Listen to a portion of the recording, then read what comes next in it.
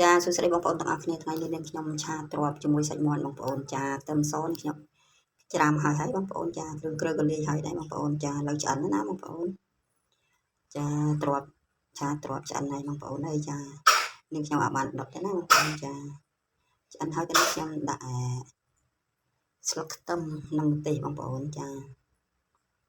ឡូវចាប់ដើមដាក់ស្លឹកខ្ទឹមនិងម្ទេសណាបងប្អូនចា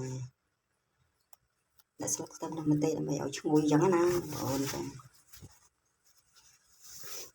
ចាឥឡូវរួចរាល់ហើយបងប្អូនចាមកមើលរបៀបនេះខ្ញុំឆាទាំងអស់គ្នាបងប្អូនចាជាដំបូងនេះខ្ញុំដាក់ប្រេងឆារួចក៏បំពងខ្ទឹមចាបំពងខ្ទឹមឲ្យរៀងឈ្ងុយបន្តិចចឹងណាបងប្អូនដល់នេះខ្ញុំចាក់សាច់មាន់ចាឥឡូវកូរត្រឡប់ណាបងប្អូនចារៀងឈ្ងុយហើយរៀងក្រហមបន្តិចហើយក៏នេះខ្ញុំចាក់សាច់មាន់ចាចាក់សាច់មាន់ហើយក៏កូរ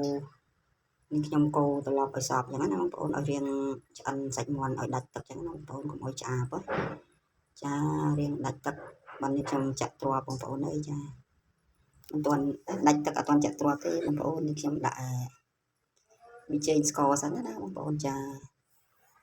ឥឡូវរៀងដាច់ទឹកបន្តិចហើយកូរនេះខ្ញុំដាក់ប៊ីចេងស្ករអំបិលប្រេងខ្យងចា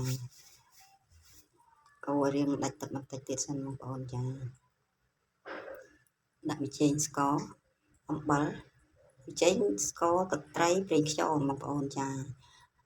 គ្រឿងគ្រើស្រីចំណង់ចំណូលចិត្តបងប្អូនអញ្ចឹងណាបងប្អូនចានេះខ្ញុំដាក់ប្រេងខ្យង1ស្លាបព្រាស្ករស1ស្លាបព្រាបាយនិងប៊ីចេង1ចុងស្លាបព្រាទឹកត្រី1ស្លាបព្រាបាយបងប្អូនចាស្រេចទាំងគ្រឿងគ្រើស្រីទៅចំណង់ចំណូលចិត្តបងប្អូនណាបងប្អូនចានៅអូខេហើយ